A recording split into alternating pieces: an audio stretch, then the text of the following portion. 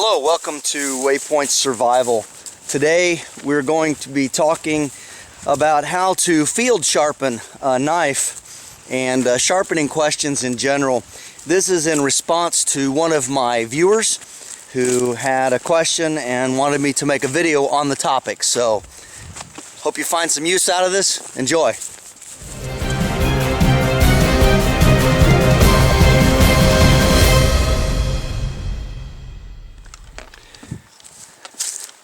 So we're just doing some walking down through the woods and the fields surrounding our property here. And spring hasn't quite sprung yet, but we're getting a whole lot closer. And just really enjoying the beautiful time of year and the trees. A few buds on some of the other branches. We've got some birds flying overhead here, just taking their time. All right, so let's head on down to the big creek and see what we can see.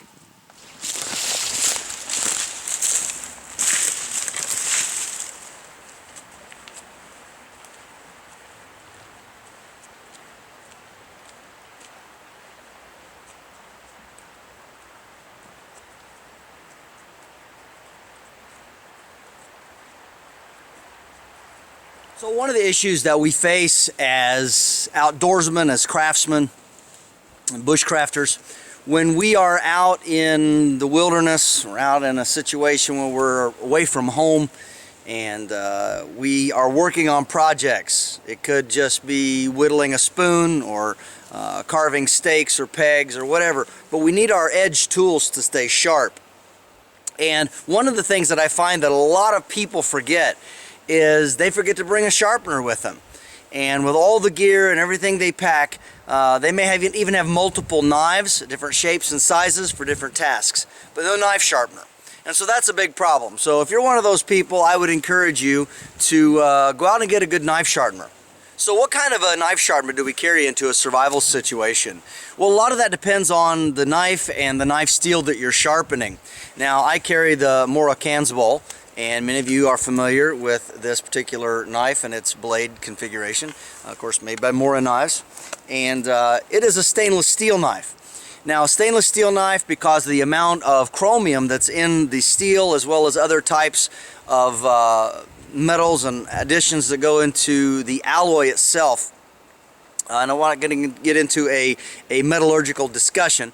As many of you know, I also make custom knives, so I know a little bit about the topic of knives and what they're made out of. And so I want to bring this to you from the perspective of a knife maker, knife user, and I've been using knives since I was 8 years old, so that's 37 years, almost 38 years now. So I like knives, I use them a lot, we carry them around a lot. You know, we also use machetes, we use hatchets and axes. There's all sorts of reasons why we would need to keep a blade sharp. And so understanding what it takes to sharpen that blade and what you can use out in the field, or in this case, around a creek, is very, very important. And always remember this, that while there are field expedient uses, and I'm going to show you some of them. Sorry about the wind, it's just springtime and it's windy out here. But there are field expedient things you can do, and I'm going to show you some of those. But none of them are as good as just bringing a good sharpener with you. So that's where I'm going to start. So the first sharpener I want to talk to you about comes in this little leather pouch. This is Easy Lap, and it's just a small leather pouch that carries a diamond stone in it, and it's only on one side. So right here, and you can see perhaps the diamond material. So it's not very big, fits in the palm of your hand, goes in this pouch to kind of keep it protected. What I like about this is flat and you can carry it in your pocket or your cargo pants or some other part of your gear. Another thing that I like to carry, and I do keep in one of my kits, actually my Haversack Kit that I demonstrated a little bit earlier, and I can put a card to it up here as well if you're interested in that. But it is this right here. This is made by Smith, and it's actually kind of like a pin. So it fits easy in your pocket. You loosen this knurled aluminum here, this slides out, and it's pointed here, comes to like a cone pointed shape. It's flat right there for flat blades.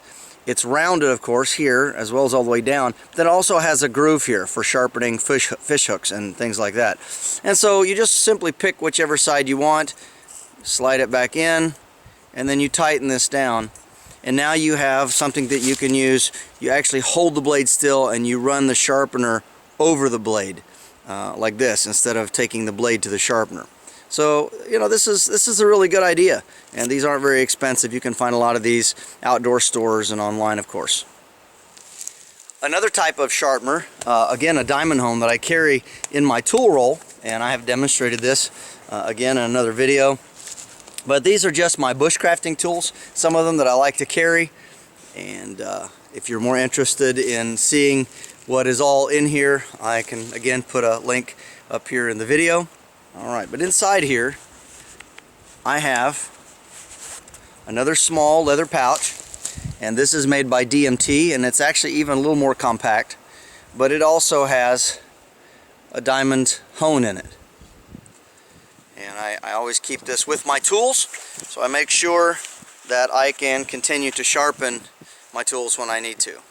Another excellent sharpener for those of you who use axes a lot, or even machetes, is right here. It's called the Puck, and again, it looks very much like a hockey puck. It's made by Lansky. This one is new, and I just, when I cut it out of the package, I kept this so it would just kind of help protect the stone. But this is a really great option because you can kind of hold it in your hand like so, and you can do your circular motions for your axe edges, and it does come with two different grits. You can actually see the difference in color here on the edge from one side to the other, from a harsh, more coarse side to a more medium side for a finer finish. But the Lansky Puck is a really great sharpening stone, and I would highly recommend it. Last but not least, this is a river stone. Now, it did not come from around here because we don't have these type of stones. Most of what we have around here is sedimentary, and you want something that's going to have a really fine grain on it, as you can see. And this kind of stone here will sharpen a knife steel if it's not a hard stainless. And so this is why knives like the Big Brother Bushcraft blade that I carry and have demoed, you can actually sharpen this kind of knife on a stone, but you need to make sure it's flat. And this stone is just the way I found it. But you want to look and find a stone that is relatively flat, and you can sharpen this by literally just abrading the edge on the stone. Okay? And of course this knife is already pretty sharp, but just for demonstration purposes, you can use this. And the reason you can do this is because it's a simple carbon steel. And it'll do a pretty fine job. I mean, it already had a good edge, but I mean that really actually did really well. So you can use this, as I said, on simple carbon steels. So 1095, which this one is, 1085, 1075, and all the other variations of it. This is why a lot of bushcrafters recommend having a high carbon steel knife instead of a stainless steel knife, because they are much easier to sharpen in the field using just a found stone like this, and you know, you can sharpen it to a usable edge. Now, you may not be able to get it razor sharp, but you can get it pretty sharp. Another option, if you wear a leather belt, which I have one on today, is you can put this leather belt up on a tree, and you would hang it up on a branch upside down, so with the rough leather side to the outside, and you can use that to strop your blade. And of course, stropping is the process of removing that fine burr edge after you sharpen it with a stone or a diamond hone, whatever it may be. You're going to have a little bit of a wire edge a lot of times on knife steel, and so you can use your leather belt to take that edge off and you make it truly razor sharp. It just smooths the fibers down, and it's rough enough that it will actually make the blade sharper. So the way you do this with your belt is you just take it, again, with the back side of the belt up, and just find a branch or something sticking out like this, and pull it tight with one hand, get your knife out with the other, and then all you simply do is take and you strop the edge just like this on the belt, and that will put a nice polished finish on your knife edge. And you'll have to stroke this quite a few times, back and forth. You don't need to wet it. You don't need to put any polishing compound on it. You could, but of course then it will get all over your clothes. But this really does polish the edge, and even after sharpening it with a stone, it could put a quite nice edge on there. So something you can do with your belt. Alright, we're at camp and we are working on tasks, and we find out that our knife has somehow become dulled, and so we want to sharpen it. So sharpening a knife is not that difficult. It does take some practice, and especially when you're using very small hand stones like this. Like I showed you earlier, this is the easy lapped diamond stone, and so you can hold it like this in your hand, and you have to be very careful. I'll show you up close. Hold it like this so that your fingertips are below the edge on both sides. And then what you want to do, and of course Mora knives, because of the type of Scandinavian grind, are actually quite easy to sharpen, in that you just take the edge and you put it right on the stone. So you just close the gap, just use the same angle, and then you just continue with that angle all the way through. And do even strokes on both sides, and you want to pull it like this and push it like that, just like you're cutting. Alright? And you don't want to go real heavy, because remember, you are taking material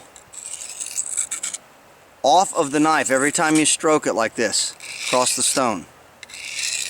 So do a few strokes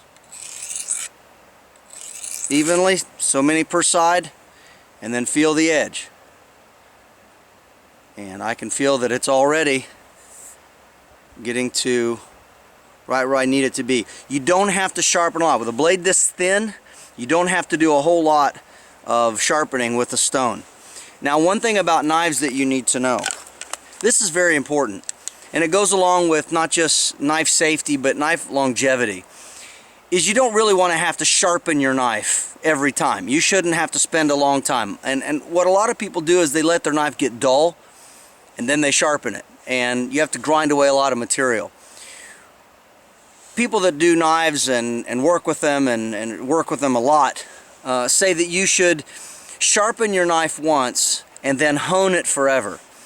And what that means is that you really shouldn't have to use a diamond stone a whole lot. I mean, unless you've hit a rock or an embedded nail in something, you know, you really shouldn't have to be going in there and grinding away a lot of your knife blade, because you want it to last. I mean, you've paid good money for your knife and you want to keep it for a long time.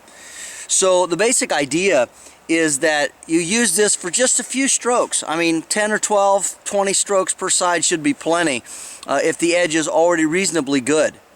And then at that point, you just want to hone it, either on your belt, or what a lot of people don't even realize is that you can even hone a lot of knives on your hand or on the forearm.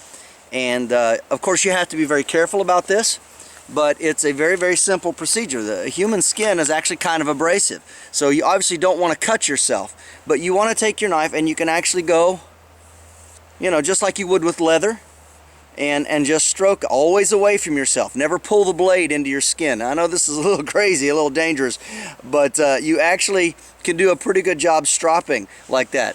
And for you guys that shave a lot and use your razors, you can do the same thing on your forearm. When your razor is wet, just take it and run it down your arm opposite the way the blades shave for about 10 to 20 times.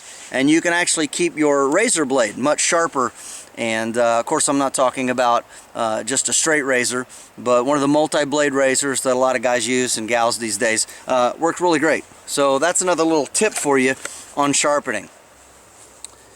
Now, when it comes to sharpening a knife that is a high carbon knife like this, a diamond steel will cut through it a whole lot quicker than just a rock or even just a simple stone, like a normal Arkansas sharpening stone. So again, keeping your fingers away from the edge, you do the same thing. Now, because the way this knife is made, This has a convex grind, which is one of the sharpest grinds out there for a survival knife. That's why I designed it the way I did when I made this knife. But basically, you want to kind of keep it at a 20 to 25 degree angle. So let me turn it around here, you can see a little better. So if the knife is laying flat, you want to keep it to about this angle. So if this is exactly straight up and down, and then of course that would be 25, we want to be more to the 20 to 25 degree, something like that. Okay, and then you just want to sharpen it, and again it's the same thing, and you want to just work it, watching your fingers. This is not something you want to be messing around with something else in the woods while you're doing this. You want to be paying very close attention, watching your hands and fingers, and going very, very slow as you sharpen your knife. We don't need a lot of pressure. We're not trying to grind away a whole bunch of this edge. And again, it's just already got a great edge on it, but we can make it even better. So that's how you use a knife that doesn't have the Scandinavian grind, but would have, you know, a convex grind with a secondary bevel, which is what this has. So we've got our Gransfors Brooks wildlife hatchet here, and I've had this for, oh, I don't know, 10 or 12 years. But I like it a lot. I use it in a lot of small projects, and when I don't need a big axe, I'll just carry this because it's light and easy. Well, here we have the Lansky Puck. Now I do keep this one really sharp, so it doesn't need a whole lot of sharpening, so I'll just kind of demonstrate how you would do this. So you would want to take the axe and you want to kind of lay it down on something, either your knee or some other you know, platform. So we lay it like this, and we take the puck, we hold it, again keeping our fingers away from the edge, and then we go to the very edge of the blade and we will sharpen it. And you just keep an eye on it, and you can see where you are getting your work done. You just stop every little bit and you look, and you can see along the edge how well that's working. And you flip it to the other side, you do the same thing. You check it.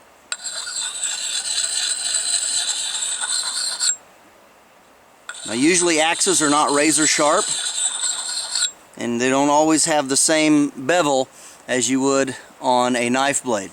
But that's a general sharpening technique, and all you're doing is you're trying to keep that edge the same.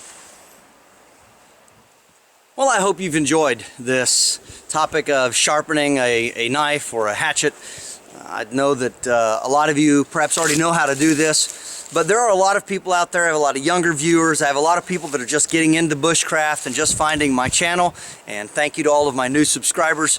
But this is just a little bit of a way to sharpen a knife. Of course, there's a lot of sharpeners you can use if you're back home in the shop or in the kitchen, and they all work really, really well. But the important thing is to use whatever knife you have. Know if it's a stainless steel or not. If it's stainless steel, then you're going to need a diamond edge sharpener of some kind, and possibly some ceramic sticks again at home to kind of sharpen that up. They do make some really great carbide sharpeners, and of course the ferro rod scraper that I sell and that I use a lot also works well for a sharpener. It's what it's made for. But you need to know what kind of knife you're using. Again, how hard the steel is. If it's just a standard old high carbon stainless steel that been using for hundreds of years, then you can use an Arkansas sharpening stone or something like that, and it makes it very easy. Now, one word on sharpening stones. If you are using the old school sharpening stone, we call them Arkansas sharpening stones because that's where they predominantly came from when I was growing up, and a lot of people know what you mean when you say that. But it's just a standard stone grit. And so they cut them out of the hills of Arkansas, and different shapes and sizes. And you can either use water on the stone or you can oil them. Now, one thing you need to know is if you start using oil on a sharpening stone, you have to keep using oil on the sharpening stone. If you use water, however, then wherever you are, a creek, a stream, as a matter of fact, a lot of people even use saliva to dampen the surface and to help grind away or abrade away the edge of the knife for sharpening. So those are a couple of tips. So know your knife, find out what kind of steel it is, And if your knife doesn't say what kind of steel it is, sometimes you can find it on the website. And if your knife doesn't say what kind of steel it is, then it's probably really cheap. It's probably a cheap grade of stainless of some sort. You can get any knife sharp, but they won't all hold the same edge. That's a whole different discussion for perhaps a different day, a different topic on how to pick out a good knife steel.